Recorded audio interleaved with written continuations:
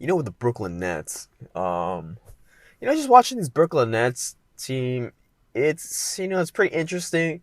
They really can't guard they really can't guard at all, basically, right? I mean, when you got guys that are not like perimeter defenders and they're basically just super elite offensive talents, obviously, defense is not going to be the priority, right? When your best, defender in the starting lineup is going to be Jeff Green or Joe Harris on the perimeter, basically, that's your main guy, you're not going to do well, obviously, right? I mean, just by watching the games with the Brooklyn Nets, right? I mean, dudes be driving it in like nothing. I mean, that's why Kevin Porter Jr. Not Kevin Porter Jr. That dude threw food. What's his face? Sexton. That's why Colin Sexton just be killing the Brooklyn Nets, right? I mean, this dude's so fucking fast, right? So fast. He be driving in with will and whatnot. I mean, you got even like just like going back, other games that they played, like their interior D is also pretty trash. I mean, DeAndre George washed, right? So they just they need to sign more players. I'm not sure why they're not adding more players that are more defensive minded. I mean, there's plenty of people I think available, right? I mean, you know, for what you say about Michael Kidd Gilchrist, like he's pretty bad on offense, but that's not his job. His main attribute's always been defense. He's great on defense, but the injuries have basically destroyed him. But hey, you know what?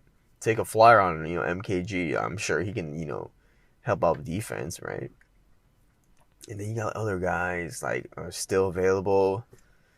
I don't know, like who's even available like from the center. I mean, I'm sure JaVale McGee's getting traded, and maybe you can try to get JaVale.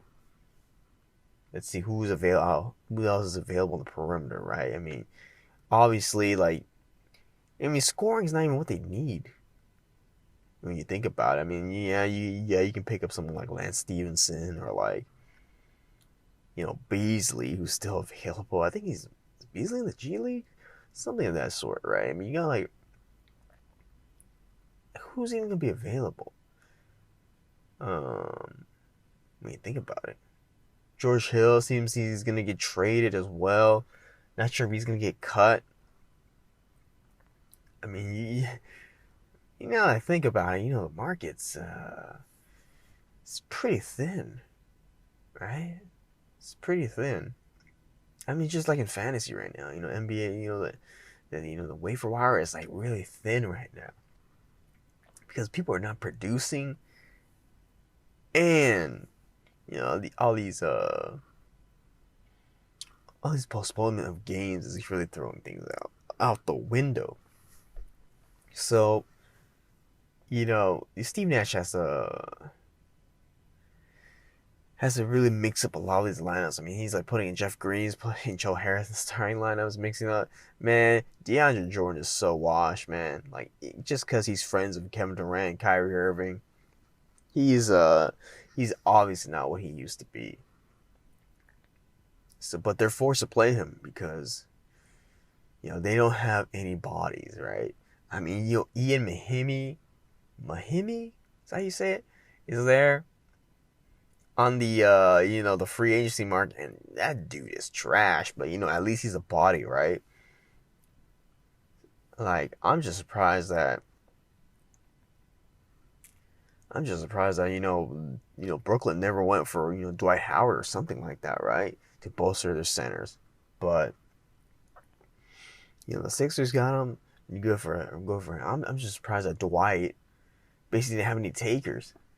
Like, that could have solved a lot of things right there. Because he would have came for cheap. I mean, just thinking about the wing market, I'm like, it's going to be interesting to see how the Brooklyn Nets go from forward on. Because, I mean, just looking at, what the roles are playing. Harden's the one that's sacrificing the most right now, right? And obviously, you got KD playing like an MVP right now. You got Kyrie Irving. he's doing his Allen Iverson impression right now. He's not gonna pass, right? He wants to be scoring. He wants to be the shooting guard. So all it leaves is James Harden to be the point guard, and you can see his assist stats have just skyrocketed back up to when he was that MVP, almost triple double season, right?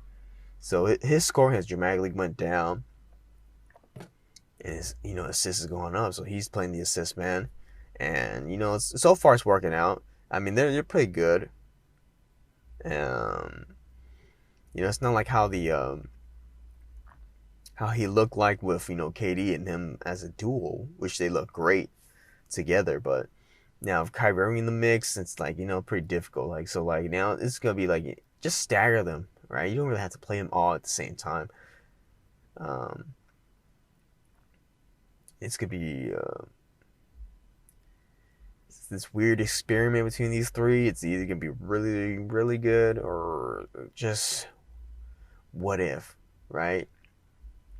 So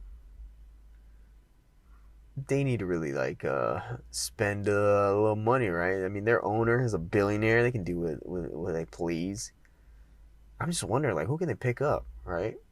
I can't really think of any like primary defenders on the wing or on the center. It is super thin right now. I mean, who's even available?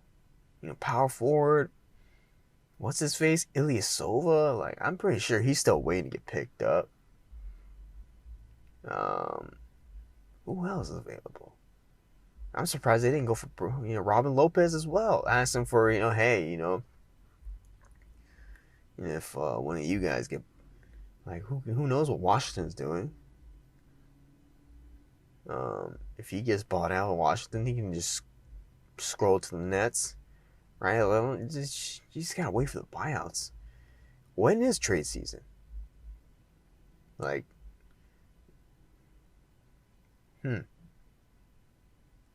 Well, we'll see what happens if these Brooklyn Nets implode, because ESPN and all these first take guys, Kendrick Perkins and whatnot, all these dudes want these guys to fail.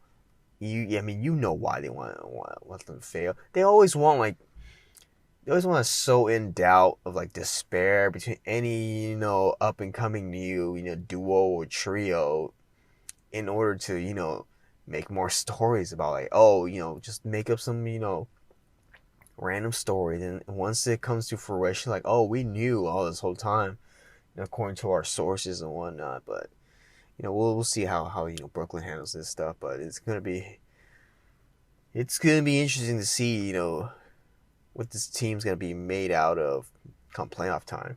Because honestly, they're my pick to go all the way right now, man. It's championship or bust.